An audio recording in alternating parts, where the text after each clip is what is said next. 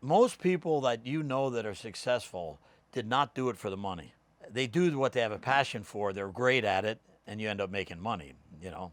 And that's what happened to me. The Pocono Mountain is the birthplace to a Pocono wonderland of untold pleasure. Winter in the Poconos, clear and crisp. Called the land of the waterfall. A recipe for romance.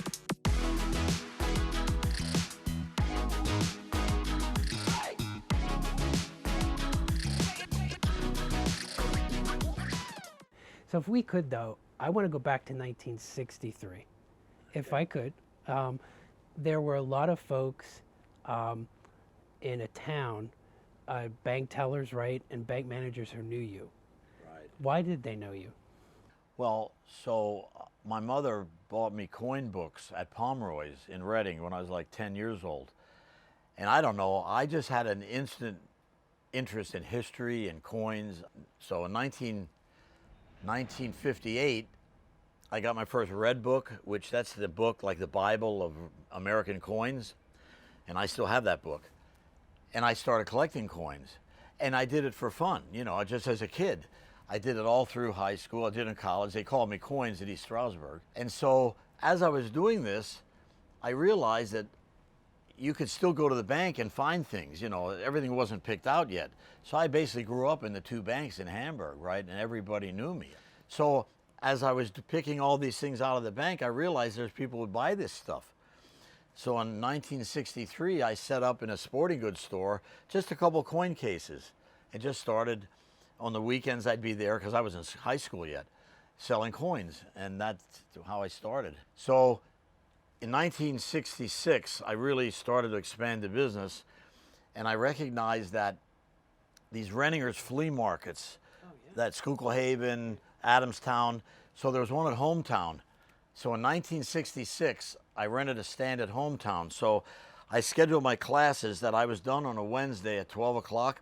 I would drive every Wednesday from East Stroudsburg to Hamburg, pick up my coins, go up to Hometown, set up a stand from like 3 to 8, buy and sell coins. Then I'd pack everything up, bring it back to Hamburg, and drive back to East Stroudsburg. I did it every Wednesday night when I was a sophomore, 66. And that was really the start of my business. And then I started, and then I got a stand in Schuylkill Haven, coin stand there, and it just kept growing. And then one day I had an epiphany, and I'm realizing that if your mom walks into a store with a coin that's worth $100, in 90% of the stores, because it's unregulated, if they can buy it for $10, they'll do that.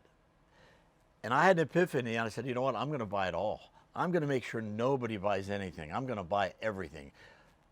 I'm going to make it so rough on these other coin dealers they can't do business. When silver coins, they started to melt silver coins. So you buy a bag of silver coins, it's 1,000 face value. That's 4,000 quarters, 10,000 dimes, 2,000 halves, right? So I started buying those bags of silver from the general public because everybody had a grocery store, a grandmother, grandfather, they threw all this silver aside. So all people that had no money had all this silver because it was just spending money and they were smart enough to save it, right? So silver went to like $1,100 for a $1,000 bag. That was like right early when they started melting it. I started paying $10.90, working on nothing because I could drive to New York and deliver it to Iron Mountain for nothing with my car. So when I was paying $10.90, everybody else was paying $10.10, $10.20. So I realized I could buy it all. So I built this business throughout the 70s by paying the last nickel for everything. I made virtually no money, but I was building because I have a long-term perspective on everything I do. You can see it on the railroad. It's all a long-term perspective. I don't go quarter to quarter. I don't care. In October of 1979, I was doing so much business that I got investigated by the Organized Crime Strike Force, the Postal Authorities, the FBI, everybody from Philadelphia was coming into my store because they thought I was laundering money. Because I did $55 million worth of cash business in October of 1979. That's like $500 million today. In 1 month, 55 million. And they wouldn't believe this, right? And then there was a lot of more complications to it. Well, then I became friends with all these guys at the FBI and at the Postal Service. So then I became an expert witness on counterfeits. So I did a lot of testifying in Philadelphia. So I made friends with all these guys that came in most likely to arrest me in the beginning, right? So now you're still operating the coin business. Oh, my son does a couple $100 million a year. Well, we're big because we paid all the money, and over time, just like I feel I built a reputation at Jim Thorpe for, you know, running a quality operation with quality people. People notice that. It takes time. You have to have a long-term perspective. I built that reputation in the coin business. Everybody knew Muller. You know, most of my business was dealers. They were coming from New York, Philadelphia, Syracuse, Washington. That's why the FBI and the Organized Crime Strike Force thought I was laundering money, because they said, there's no way you can do this kind of business in Hamburg. I had a day in November of 1979, I made $350,000 in one day. Because I did something that other big dealers didn't do. I never hedged anything. So the one day, I'm sitting on, I mean, I don't know how many ounces of silver, and the market jumps $5 in one day. And then every day I was making money, because what happened was, what I did with the silver bags, what nobody else would do, I took them to New York for almost nothing. But then when silver went up to 25, 27,000 a bag, I said, nobody else can compete with me now. So that's when I was making money. So I was making $1,000 a bag, and I had days I bought 100 bags a day. Nobody knew what I was doing except, you know, like the government officials, right? Like nobody in Hamburg even knew what I do. They see all the people going on. They didn't know what I was, you know. And then when I went to join the Masons, somebody accused me of being a drug dealer. I almost didn't get in the Masons because, well, I made all this money, and they thought I had to be doing something. And I convinced them that, you know, I've never done drugs. I don't like drugs. And I ended up getting in the Masons back then. But, I mean, nobody had any money. You know, now you hear billionaires and millionaires. And in the 70s, nobody had any money. The richest people in your town maybe had a few $1 million. You know, they owned a silk mill, and they were collapsing. There was no money around. And I had millions in cash. And I was 33 years old when I quit and retired. So you could have stayed retired very easily, right? Oh, I never had to work again. I hit the silver just right, and as soon as I got out of the business, I put all my money in bonds, bills, T-bills, and notes. Well, the interest rates just went through the roof, right? And I bought all short term, so I didn't lose anything. I just kept buying and buying. I had bonds that were paying 16%. That was the high. They paid about 16.5. I had a 20-year bond that I just got rid of in 2006 that paid 16%, 16.5% from 1986. So I made every move right there. I wasn't working. I wasn't doing anything. And I just put all my money in treasuries, and that went through the roof. I made more million. So basically, there were a lot of young guys that made money like I did, right? We were all married.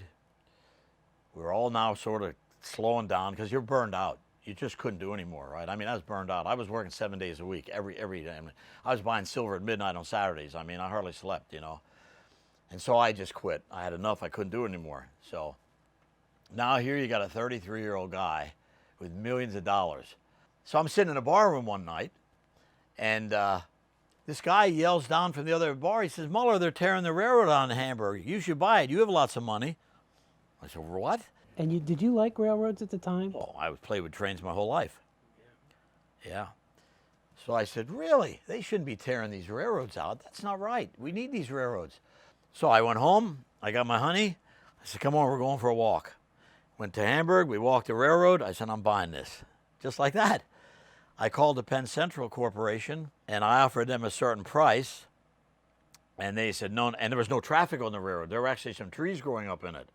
But I knew I could turn this thing around, right? So the Penn Central says, "Well, no, this is a working railroad." I had it appraised, and for the 13 miles, they appraised it at like $300,000. So I offered Penn Central $300,000. And he says, "Oh, no." He says, "This is a working railroad." I said, "Well, there's trees growing up in it." Well, the state of Pennsylvania is paying us $1.2 million. Well, what the Penn Central Corporation did was the railroads that were taken out of the final plan, they went to the state and they said, "If you don't buy them, we'll tear them out." So they blackmailed the state. So the state goes and buys it for $1.2 million, right? Well, I did my homework. I found out they needed a designated operator because they don't operate the railroads, right? So I went to Harrisburg and literally kissed a lot of ass, and they designated me as the operator. So the state leased it to me for $1. So now I had my $300,000. I had the railroad. We formed a shippers group, And a couple businesses started using the railroad, and that's how I first got started. And the first year, I had 3 employees, and we did 80 carloads. And then I realized that Conrail was going to sell a lot more railroads. And I made a rule, though: if it wasn't connected, I don't want it, and I'm not buying anything unless it's within like 75 miles of my house. Because I could have bought railroads in Nebraska, Wyoming. Nobody wanted them. There were so many railroads sold for $1 because there was so much capital improvement needed, right? Because they had deferred maintenance for years. So you buy them for $1. And then you go to the government and get capital money to help you. And then in 1986 or 87, over in the Perkiomen Railroad, the Emmaus Railroad, the Kutztown Railroad, and the Boyertown Railroad, these are all little short lines. The guy that was operating those fell down. And I had made some friends in the Senate, and this one senator called and said, "Muller, get over there and operate those railroads." So they gave me 4 more state railroads. So the state said to me in 1990, if you buy the Reading cluster, and that's everything from Reading to Pottsville to Tamaqua, we'll give you a $6 million grant to put ties in and help you. And that's what they did, and that's what really got me started in 1990. So that took my mileage from 50 miles to 175 miles. I bought 40 miles in 1992. I bought 101 miles in 1996. I bought another 18 miles in 98. And that's altogether, it's between 300 and 400 miles. I think it's really important to say that you've taken money out of your own pocket. So it's not only that the state help you, but you invest Here's a what lot. I do differently. I have a long-term perspective, and this is what I play with. This is my model railroad. I spend money on things nobody in their right mind would. I mean, nobody would build these passenger stations and run these trains like I do. I don't make much money. I make money at Jim Thorpe. That's pretty good, right? On the daily trains. But, running out of Pittston, I'm building a complete passenger facility in Esquehoning that would millions and millions of dollars. Nobody would do that. But you're doing so much to preserve the history of railroading. Well, that comes along with it. Right. Because there's so many people love the trains, love the history, and that's been a great support. But that's the sideline of it. I mean, obviously, you can't do a multi-million dollar business for the history. Right. But because it's my passion and it's what I like to do, it ends up being a big part of it. Well, Andy, this has just been such a joy talking to you, and I think we've learned a lot. But before we go and before we end the interview, I want to ask if what piece of business advice would you have for somebody who came to you and said, "Andy, what's the best business advice you would have for me?" What would you say? Well, I'll tell you what I want on my tombstone. He was fair. But take a long-term perspective and treat people fair. Run a business that you would send your mother to. Think about that one. That's a good one.